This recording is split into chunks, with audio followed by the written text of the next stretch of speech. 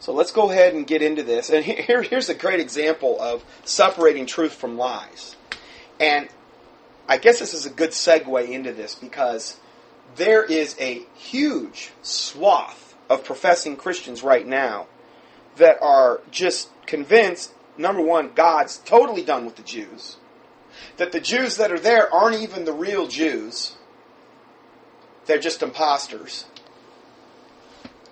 Even though they fulfilled all these prophecies in the Bible about God bringing them back into the land, and no matter how much the overwhelming odds that have been against them since they've been back in the land, they've virtually won every battle they've ever carried out against the Muslims, who are their avowed enemy, whose only solution to them, according to the Quran, is total annihilation. According to all of their, whether you could go Yasser Arafat or whatever, mullahs or whatever person they're following, the only solution for the Islamic Muslim crowd is total annihilation of the Jews. And it's not going to happen. And there's a huge number of professing Christians that are absolutely aligned with the Muslims. Because you got to be on one side or the other. Now, I understand Israel is not perfect. I understand there are some very, very wicked people in the high level of government in Israel. I understand, and I've done whole studies exposing Judaism, the rabbis, and the Talmud, and the Midrash, and the blasphemy they've used against Jesus Christ. But the Bible says that blindness in part has happened to Israel until the fullness of the Gentile come in. The fullness of the Gentile, I believe, is right there, just about there. And I really believe that when the tribulation starts, the emphasis is going to go back to Israel. And I'm saying that based on the book of Daniel and based on the book of Revelation. The Bible gives, the 144,000 in Revelation 7 and in Revelation 14. It gives them tribe by tribe, Jewish male virgins. If you read both chapters, you can come to really no other conclusion. A lot of people want to spiritualize that. Oh no, it doesn't really mean that.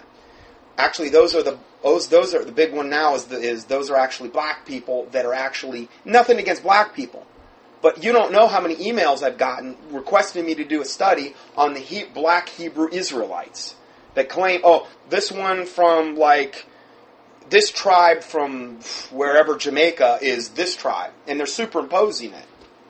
God is not the author of confusion. If that was the case, why didn't He put them in Israel to begin with? Or no, it's the British Israelism. We've replaced the Jews. God's done with the Jews, and we're, in fact, God hates them. I've heard all kind of things about that. And if you doubt this, just read Romans 10. Read Romans 10. And, hopefully that'll clear it up for you. Romans 9, too, you can read that. Even Romans 11. And again, there's a lot of places that you can confirm this.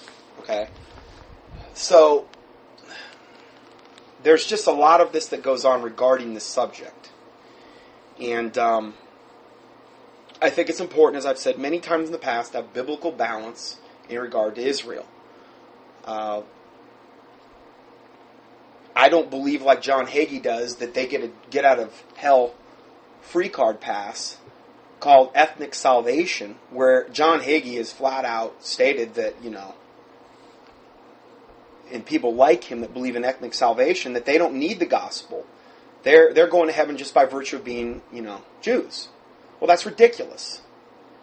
And I'm not also going to then go to the other extreme where I condemn the whole race and just throw the baby out with the bathwater and lump them all in with the wicked Illuminati Zionists like the Rothschilds and the Rockefellers and all these bloodline Luciferians who claim to be Jews, but the Bible says they call themselves Jews, but they themselves are of the synagogue of Satan.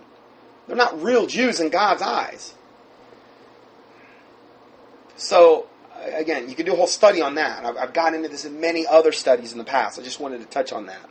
This whole thing that happened this week regarding, and it really happened right after the last study I did, regarding this Free Gaza Flotilla. and the ship that got boarded, the Mavi Marama, and these IDF soldiers. Well, I put out an email right when this happened because I looked at the footage that I was getting, and I said, well, this is overwhelming. Obviously, what happened is, and most of you are all going to know this, this report that I got, and here's what's been typically presented. This was a video taken by IDF naval boat, shows the passengers of the Mavi Marama, one of the ships of the Free Gaza Flotilla, violently attacking IDF soldiers. Actually, I'm sorry, this isn't the typical. This is the truth. Violently attacking IDF soldiers who were trying to board the ship after having sent repeated requests for the boat to change course.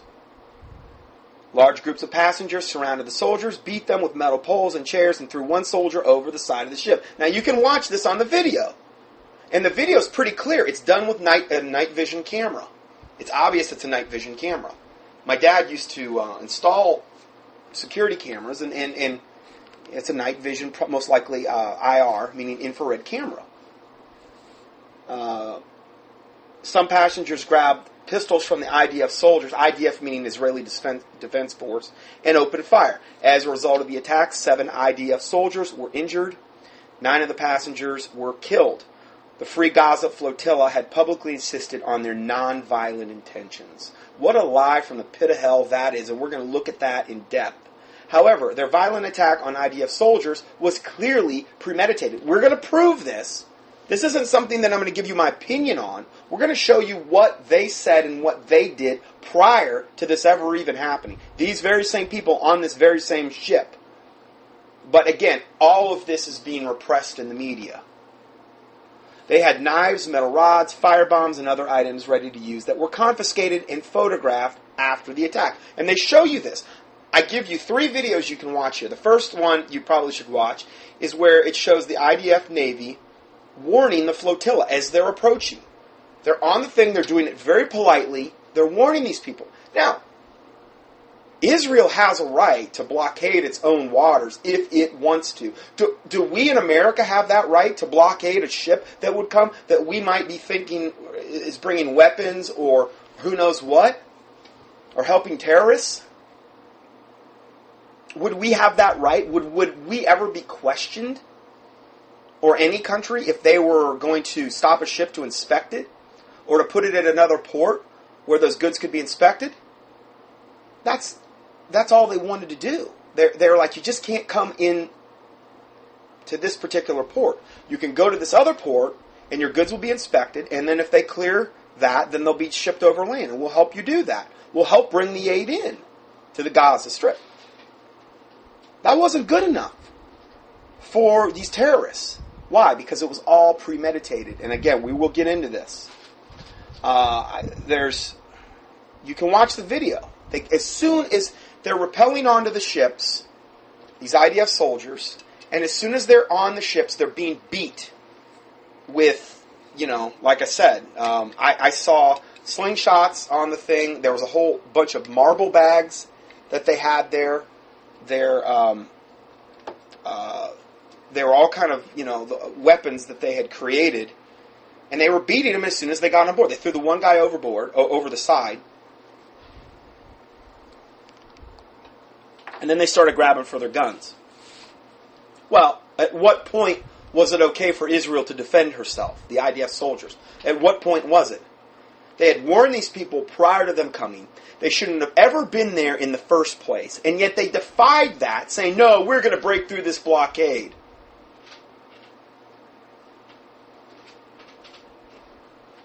What right do they have to break their laws? They're not even in their country. I don't think any of these people had passports with them. They were all there essentially illegally, as illegal aliens, because they didn't want to have any identification. That way they couldn't be identified. And that way if they were on any kind of list, they wouldn't be able to be identified. That was all by design too as well. They knew what they were doing. It was all premeditated. It was all pre-planned. And it was all meant to demonize Israel again in the media. And I am just so sick of this going on over and over and over again. No other country on the world would permit all the stuff that's happened to Israel And yet Israel's always feels like they've always got to be in this apologetic mode. As though defending themselves, they have to apologize for it. No. According to all of their, whether you could go Yasser Arafat or whatever, mullahs or whatever person they're following, the only solution for the Islamic Muslim crowd is total annihilation of the Jews. And it's totally done with the Jews. That the Jews that are there aren't even the real Jews. They're just imposters. Even though they fulfilled all these prophecies in the Bible about God bringing them back into the land, and no matter how much the overwhelming odds that have been against them since they've been back in the land, they've virtually won every battle they've ever carried out against the Muslims, who are their avowed enemy, whose only solution to them, according to the Quran, is total annihilation. So let's go ahead and get into this. And here's a great example of separating truth from lies.